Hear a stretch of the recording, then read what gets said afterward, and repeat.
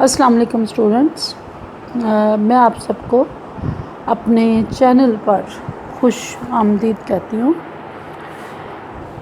Students, ہم history of بنو عباس پڑھ رہے ہیں اور سیکنڈ چیپٹر ابو العباس الصفا کا اس کے 2 کوسچن ہم پڑھ چکے ہیں۔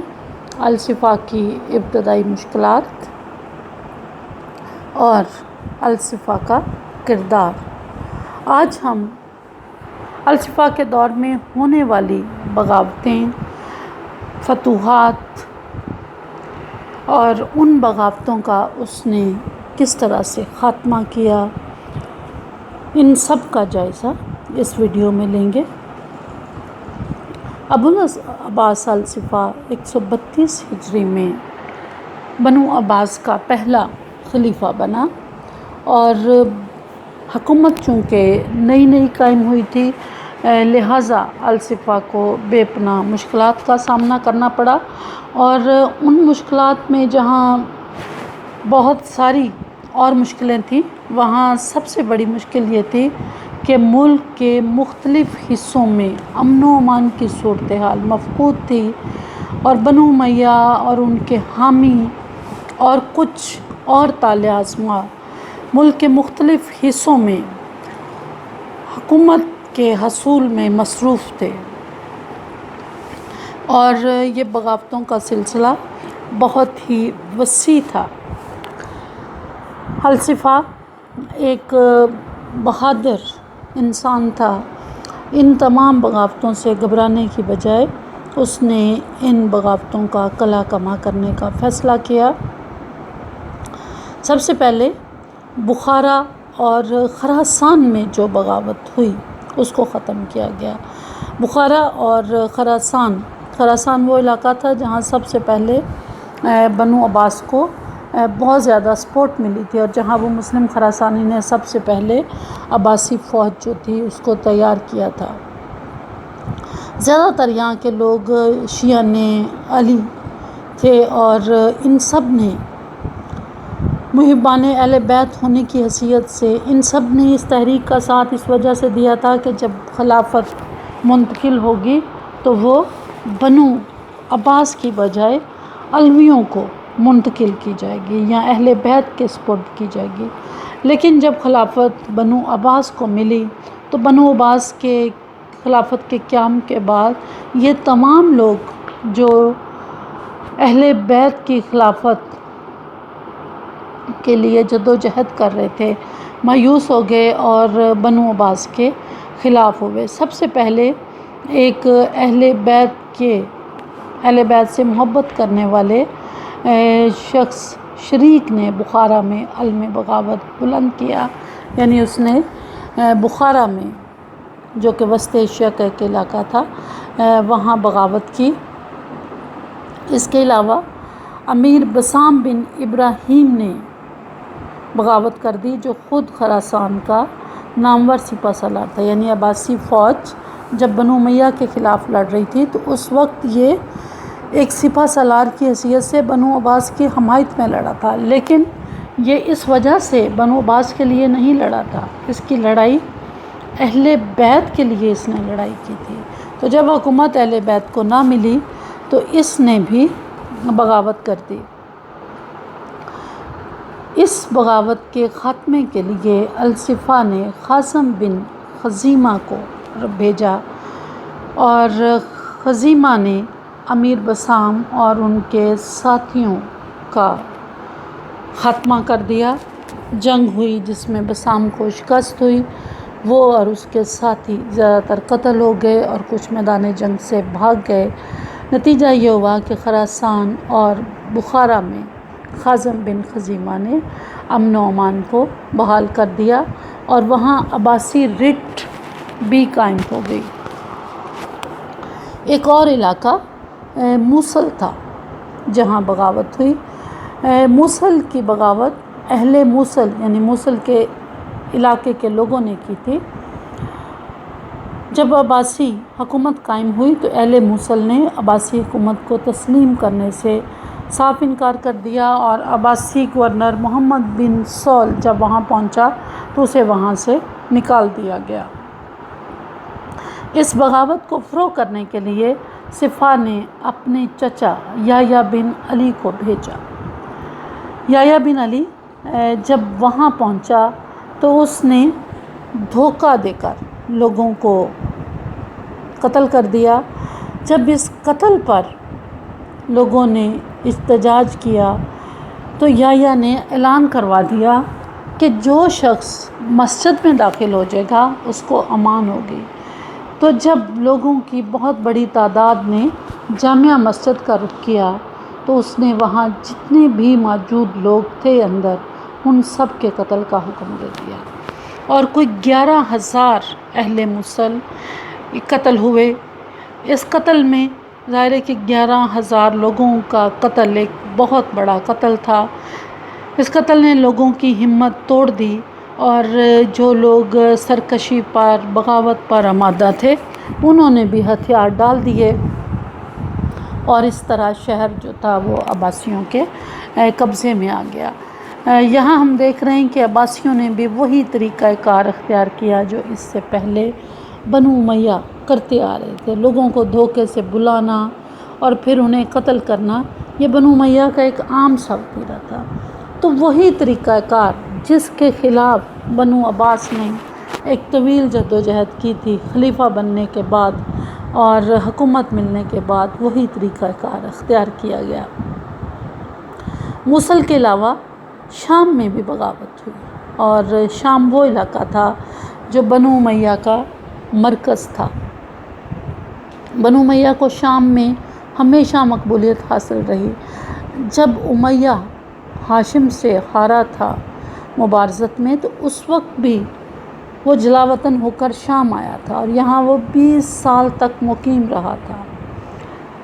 اور پھر امیر معاویہ سے پہلے اس کا بھائی زیاد شام کا گورنر تھا۔ زیاد کے مرنے پر امیر معاویہ کو گورنر بنایا گیا تھا حضرت عمر کے دور میں، اور امیر معاویہ 16 سال تک شام کا گورنر رہا تھا، اور پھر بنو امیہ نے 93 سال حکومت کی، اور شامی ہی ان کے ہمیشہ ہمنوا رہے۔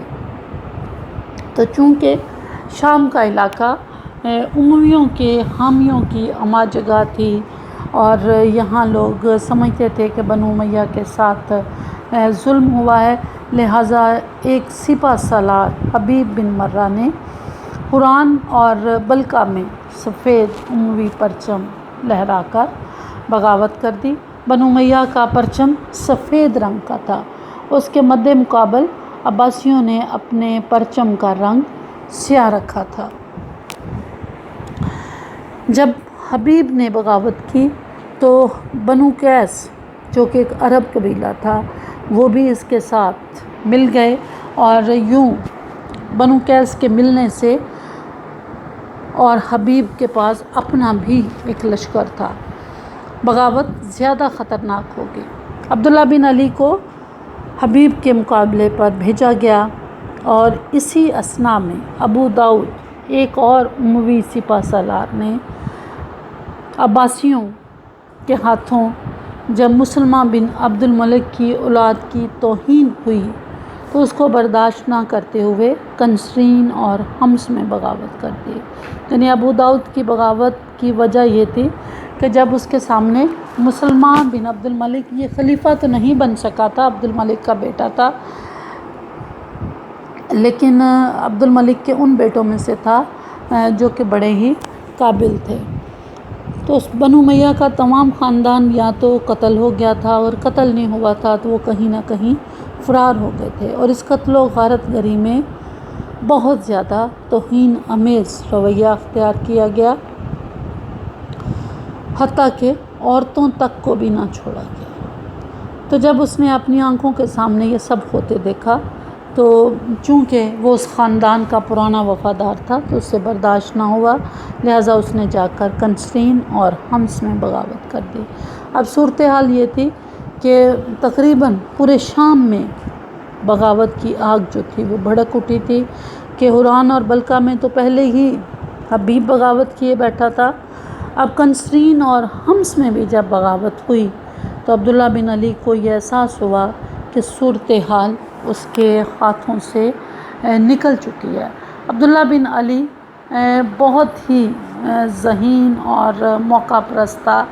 اب اس نے صورتحال کا جائزہ لیا اور اس صورتحال میں اس نے اپنے ایک مخالف حبیب بن مرہ کو صلح کی پیشکش کی، چونکہ وہ ایک وقت میں دو لوگوں سے تو جنگ نہیں لڑ سکتا تھا، اور اس سے صلح کر کے اس نے ابو داؤد کو شکست دے کر کنسرین اور حمص پر قبضہ کیا۔ اس مہم کے دوران ابو داؤد جو تھا وہ مارا گیا۔ اس کے بعد وہ دمشق کی طرف بڑھا اور اہل دمشق نے بغیر جنگ کیے شہر بنو عباس کے حوالے کر دیا۔ تو اس طرح شام کی بغاوت جو تھی وہ عبداللہ بن علی نے بڑی ہی کامیابی کے ساتھ فروغ کی۔ اس طرح بخارا، خراسان، موصل، شام، یہ تمام علاقے بنو عباس کے پاس واپس آ گئے۔ عراق میں بھی بغاوت ہوئی اور ابو العباس الصفا نے جب کوفہ کو اپنا دارالخلافہ بنایا تھا تو اسے اسی وقت احساس تھا کہ عراقی زیادہ دیر تک بغاوت کیے بغیر نہیں رہ سکتے، لہٰذا اس خطرے کے پیش نظر اس نے فوری طور پر ایک نئے دارالخلافہ ہاشمیہ کی تعمیر شروع کر دی تھی، کیونکہ وہ کوفہ کو کسی بھی طرح محفوظ ٹھکانہ نہیں سمجھتا تھا۔ اہل عراق نے ابھی تک عباسی تحریک کے دائیوں کے مقابلے میں شکست تسلیم نہیں کی تھی۔ ہم پہلے چیپٹر میں پڑھ چکے ہیں کہ ابو مسلم خراسانی نے پہلے خراسان پر قبضہ کیا تھا، اس کے بعد اس نے عراق پر قبضہ کیا تھا، اور عراق میں جس شخص نے اس کا مقابلہ کیا تھا وہ یزید ابن حبیرہ تھا۔ وہ تقریباً 60,000، انہیں شکست تو ہو گئی لیکن ابھی تک اس کے پاس 60,000 کا لشکر تھا۔ اس 60,000 کے لشکر کو لے کر وہ میدان میں آیا۔ ابو العباس الصفا نے اپنے بھائی ابو جعفر منصور کو اس کے مقابلے کے لیے بھیجا، لیکن ابو جعفر منصور لڑائی میں ابن حبیرہ کو شکست نہ دے سکا۔ لیکن جب یہ پتہ چلا ابن حبیرہ کو کہ مروان قتل ہو چکا،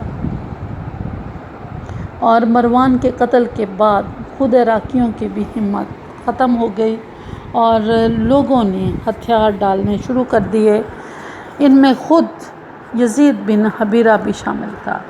یزید بن حبیرہ نے منصور سے امان کا وعدہ لیا اور صلح کر لی، لیکن ابو مسلم خراسانی کے اکسانے پر امان دینے کے بعد بھی بدعہدی کی گئی اور الصفا نے ابن حبیرہ کو قتل کر دیا۔ ہم یہاں دیکھ رہے ہیں کہ جس طرح پہلے امان دی جاتی تھی بنو امیہ کے دور میں اور پھر اپنے دشمن کو مار دیا جاتا تھا، یہاں بھی یہی کچھ ہو رہا تھا کہ اپنے دشمن کو پہلے امان دیتے اور پھر اسے دھوکے کے ساتھ قتل کر دیتے، اور اس میں اپنے اور غیر سبھی شامل تھے جن سے ذرا سا بھی شک و شبہ ہوتا کہ وہ کوئی خطرہ بن سکتے ہیں، مستقبل میں بغاوت کر سکتے ہیں، جیسے ابو سلمہ خلال جس نے عباسی دعوت کو ممکن بنایا تھا، اس میں بھرپور کردار ادا کیا تھا، اسے بھی قتل کر دیا گیا تھا۔ لہٰذا ابن حبیرہ بھی امان ملنے کے باوجود عباسی فوج کے ہاتھوں قتل ہوا، اور اس کے قتل ہوتے ہی عراق میں بھی ایک بار امن و امان بحال ہو گیا۔ آرمینیا میں بھی بغاوت ہوئی۔ اب جو عراقی لشکر جو 60,000 سپاہیوں پر مشتمل تھا اور عراق میں موجود تھا، انہوں نے ابھی تک اموی حکومت کو ختم نہیں سمجھا تھا۔ ان کے خیال میں ابھی تک اموی حکومت قائم تھی یا اسے قائم کیا جا سکتا تھا، وہ اس کی اطاعت کا دم بھر رہے تھے۔ اب آرمینیا کا عموی حاکم اسحاق بن مسلم عقیلی بھی ان کے ساتھ مل گیا، یعنی 60,000 سپاہی جو عراق میں تھے۔ آرمینیا میں جو بنو امیہ کا پرانا گورنر تھا، اس نے ان 60,000 سپاہیوں کی قیادت کی اور ان لوگوں نے بنو عباس کے ساتھ ٹکر لینے کا فیصلہ کیا۔ الصفا نے اپنے عباسی سپہ سالار موسیٰ بن کعب کو ان 60,000 سپاہیوں اور اسحاق بن مسلم عقیلی کی سرکوبی کے لیے روانہ کیا، لیکن موسیٰ کو شکست ہوئی۔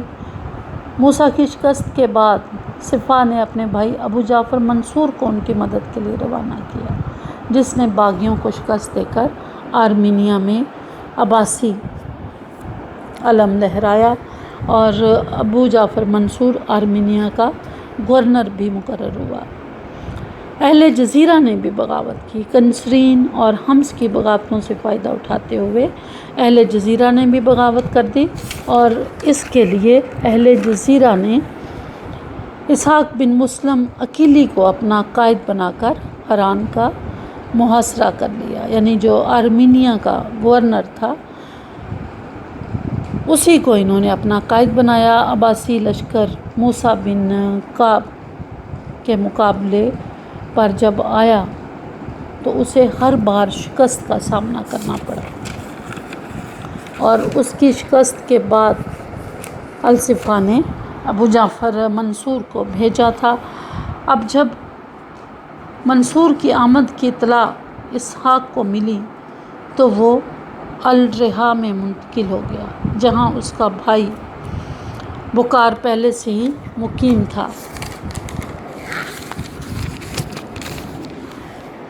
بکار نے یہاں حکمت عملی سے کام لیا۔ دونوں بھائی خارجیوں کے سردار بریکا سے ملے، اور ان سب نے مل کر، یعنی اسحاق اور خارجی سردار اور اسحاق کا بھائی، انہوں نے ابو جعفر منصور کو دعوت مبارزت دی، یعنی لڑائی کی دعوت دی۔ دارا کے مقام پر دونوں فوجوں کا مقابلہ ہوا، لیکن جنگ کے دوران خارجی سردار بریکا مارا گیا۔ اسحاق نے اپنے بھائی بکار کو الرحا میں اپنا قائم مقام بنا کر خود سمیات کا رخ کر لیا۔ گرچہ اس کے پاس 60,000 فوج تھی، لیکن اسے اندازہ ہوا کہ وہ ابو جعفر منصور کا مقابلہ نہیں کر سکتا۔ اس نے ہتھیار پھینک دیے اور امان کے لیے درخواست دے دی۔ اہل جزیرہ نے بھی اس کے بعد اپنی اطاعت بنو عباس کے حق میں کر لی، اور یوں جزیرہ کی بغاوت اسحاق کی صلح کے بعد ختم ہو گئی۔ ماوراء النہر نے بھی بغاوت ہوئی۔ دریائے بلخ کے پاس دوسری جانب صوبہ ماوراء النہر میں زیاد بن صالح نے بغاوت کی۔ ابو مسلم خراسانی کو اس کی سرکوبی کے لیے بھیجا گیا۔ اس مہم میں ایک اور جرنیل صبا بن نعمان بھی اس کے ساتھ تھا۔ ابو جعفر منصور ابو مسلم خراسانی پر کبھی بھی اعتبار نہیں کرتا تھا، اور اس کی ہمیشہ سے کوشش تھی کہ ابو مسلم خراسانی کو قتل کر دیا جائے، اسے راستے سے ہٹا دیا جائے۔ تو اس موقع سے فائدہ اٹھاتے ہوئے ابو جعفر منصور نے صبا کو خفیہ پیغام بھیجا کہ وہ موقع پا کر ابو مسلم کو قتل کر دے۔ ابو مسلم بہت ہی ہوشیار آدمی تھا، اسے بھی شک ہوا تو اس نے فوراً صبا کو قتل کر دیا اور خود دریائے آبو کو عبور کر کے بخارا کی حدود میں داخل ہو گیا۔ ابو مسلم کی آمد کی اطلاع جب زیاد بن صالح کے ساتھیوں کو ملی تو اکثریت نے اس کا ساتھ چھوڑ دیا۔ زیاد خود بھی بھاگ کر میدان جنگ سے بھاگ نکلا، اور اس نے ایک دہقان کے گھر پناہ لی۔ انعام کے لالچ میں اس دہقانی نے اسے قتل کر کے اس کا سر ابو مسلم خراسانی کو بھیج دیا۔ زیاد کی موت کے ساتھ ہی ماوراء النہر کی بغاوت بھی ختم ہوئی۔ خوارج جو ہر دور کے حکمرانوں کے لیے ایک درد سر بن چکے تھے، 134 ہجری میں خوارج نے بنو عباس کے خلاف بغاوت کر دی۔ شروع میں خوارج بنو عباس سے دور رہے، ان کے ساتھ کسی قسم کا بھی کوئی فتنہ انہوں نے کھڑا نہیں کیا، لیکن جب انہوں نے دیکھا کہ بنو عباس نے ہر طرف قتل و غارت گری کا بازار گرم کر رکھا ہے تو ان لوگوں نے بھی بغاوت کر دی۔ خازم بن خزیمہ کو ان کے مقابلے میں بھیجا گیا۔ خارجیوں کا سردار جلندی بہادری سے لڑتا ہوا مارا گیا، اور صفا کے ایک بروقت اقدام نے خوارج کی طاقت کا بھی قلع کما کر دیا۔ ان بغاوتوں کے علاوہ کچھ مہمات روانہ کی گئی تھیں۔ گو کہ ابو عباس کے دور میں کوئی خاص فتوحات نہیں ہوئیں، بلکہ بنو عباس کے پورے دور میں فتوحات کا سلسلہ جو بنو امیہ کے دور میں دوبارہ شروع ہوا تھا وہ ختم ہو گیا، رک گیا۔ بنو عباس نے تو 1 انچ زمین بھی فتح نہیں کی تھی۔ انہوں نے اپنا سارا زور علمی، ادبی ترقی پر لگایا، فنون کو ترقی دی، صنعت و حرفت کو ترقی دی، معیشت، معاشرت، تجارت، ان سب کو انہوں نے بہتر کیا، بلکہ اسے بہمِ عروج پر پہنچایا۔ بنو عباس کا دور فتوحات کا دور نہیں ہے، بلکہ ترقی اور خوشحالی کا دور ہے۔ لیکن اس کے باوجود کچھ علاقے جو کہ چھیننے کی کوشش کی گئی تھی، بنو عباس نے ان کو واپس لے لیا۔ اگر انہوں نے کچھ فتح نہیں کیا تو کچھ فتح ہونے بھی نہیں دیا۔ یعنی یہ نہیں ہے کہ وہ تلوار نہیں اٹھا رہے تھے تو اس کا مطلب بالکل نہیں تھا کہ جو ان کے خلاف تلوار اٹھا رہے تھے وہ انہیں کچھ نہیں کہتے تھے۔ اگر کوئی حملہ آور ہوتا اور کسی علاقے کو بنو عباس سے چھیننے کی کوشش کرتا تو بنو عباس فوراً آگے بڑھ کر اپنا علاقہ ان سے واپس لیتے۔ سندھ جو کہ بنو امیہ کے دور میں فتح ہوا تھا، لیکن بنو امیہ کے آخری دنوں میں جب زوال ان کو آیا اور انتشار اور بد امنی کا دورہ تھا، تو اس صورتحال سے فائدہ اٹھاتے ہوئے کچھ صوبوں کے گورنرز نے کوشش کی کہ ان صوبوں کو خود مختار ریاستوں میں بدل دیا جائے۔ ان میں ایک سندھ بھی تھا جہاں منصور بن جمہور نے بنو امیہ کے آخری دنوں میں قبضہ کر لیا تھا۔ صفا نے سندھ کی تسخیر کے لیے عبد الرحمن بن مسلم عبدی کو سرحد کا حاکم مقرر کیا۔ منصور نے اس کو شکست دے دی اور اسے قتل کر دیا۔ ابو مسلم نے اب موسیٰ بن کعب کو سندھ کی مہم سر کرنے کے لیے بھیجا۔ منصور کے ہاتھوں شکست کھا کر موسیٰ صحرا کی طرف بھاگ گیا اور صحرا میں ہی وہ بھوکا پیاسا مر گیا۔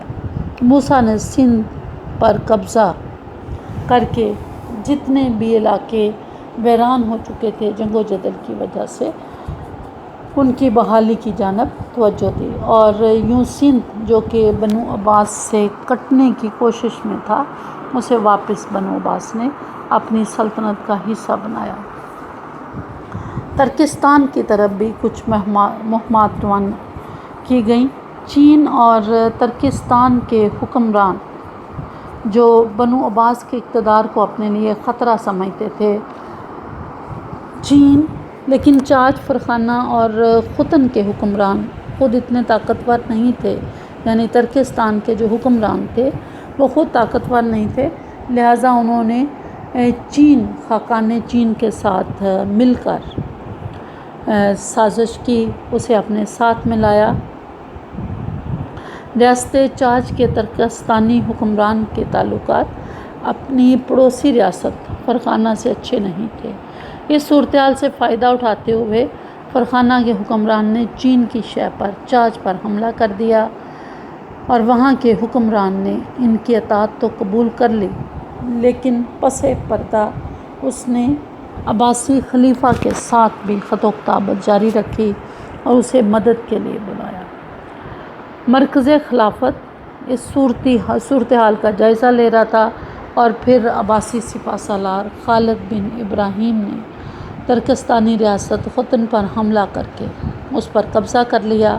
وہاں کا حاکم جیش بن صبر بھاگ کر خاقان چین کے پاس پناہ گزین ہوا، لیکن یہ بنو عباس کی خوش قسمتی تھی کہ اسے ابو مسلم خراسانی جیسے لوگ مل گئے۔ حالانکہ ابو مسلم کو قتل کرنے کی ابو جعفر منصور نے 1000 مرتبہ کوشش کی تھی۔ اس نے چاچ کے حکمران کی اپیل پر لبیک کہتے ہوئے زیاد بن صالح کو فرخانہ پر فوج کشی کا حکم دیا۔ ان جنگوں کے دوران خاقان چین کی افواج کے ساتھ بھی مقابلہ ہوا، جس میں بے شمار چینی مارے گئے، انہیں شکست ہوئی۔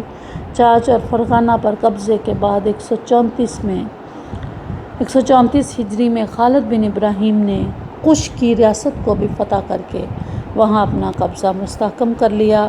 یہاں کا حاکم افرید قتل ہوا۔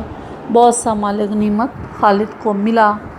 خالد نے افرید کے بھائی تاران کو قش کا حاکم مقرر کر کے عباسی خلیفہ کی اطاعت میں داخل کر لیا، اور یوں ترکستان کے مختلف حکمران جو آپس کی خانہ جنگیوں کی وجہ سے چین کے ساتھ مل رہے تھے، ابو مسلم خراسانی اور خالد نے ان کو دوبارہ عباسی اطاعت پر مجبور کیا، اور ترکستان کا علاقہ عباسی حکومت کا حصہ بن گیا۔ چین کے خلاف بھی مہم جوئی کی گئی۔ خاقان چین بڑے عرصے سے چاہ رہا تھا کہ وہ ترکستان پر اپنا قبضہ کرے۔ ترکستان چین کے ساتھ تھا، اس کی سرحدیں ملتی تھیں، اور چین اس کو اپنا علاقہ بھی تصور کرتا تھا، لہٰذا اس نے 751 عیسوی میں ترکستانی علاقے میں اپنی فوج داخل کر دی۔ عباسی فوج پہلے ہی وہاں موجود تھی، لہٰذا ایک خون ریز جنگ چین اور بنو عباس کے درمیان ہوئی۔ اس جنگ کو جنگ طالاس کہتے ہیں۔ اس جنگ میں چین کو شکست ہوئی اور بنو عباس کو فتح ہوئی۔ اس جنگ کی اہمیت اس لحاظ سے بھی اہم تھی کہ اس جنگ نے یہ فیصلہ کر دیا کہ اب ترکستان کا علاقہ عباسیوں کے پاس رہے گا یا چینیوں کے پاس، اور یہ علاقہ ہمیشہ کے لیے بنو عباس کی حکومت کا حصہ بن گیا، اور چین اس علاقے سے دستبردار ہو گیا۔ جب عباسی چین اور دیگر علاقوں میں لڑنے میں مصروف تھے اور اندرونی حالات بھی کچھ اچھے نہیں تھے، تو روم جو ازلی دشمن تھا، اس نے اس خلفشار اور انتشار سے فائدہ اٹھاتے ہوئے ایشیائے کوچک کے جو سرحدی شہر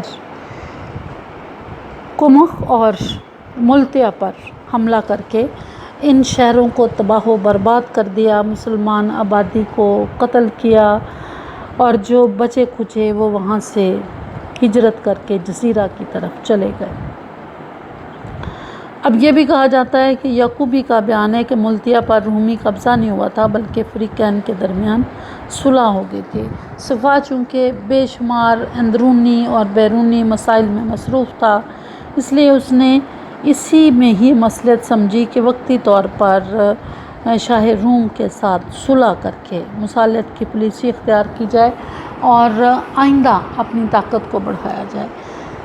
تو سرحدوں کی نگرانی کے لیے اس نے عبداللہ بن علی کی کمان میں ایک فوج مقرر کی، تاکہ رومی اگر دوبارہ حملہ کریں تو اس حملے کا سد باب کیا جائے۔ انہیں روم کے ساتھ لڑنے کے بجائے صلح کر لی گئی، لیکن سرحدوں پر فوج جو تھی وہ تعینات کر دی گئی تاکہ رومی حملے کا بر وقت سد باب کیا جائے۔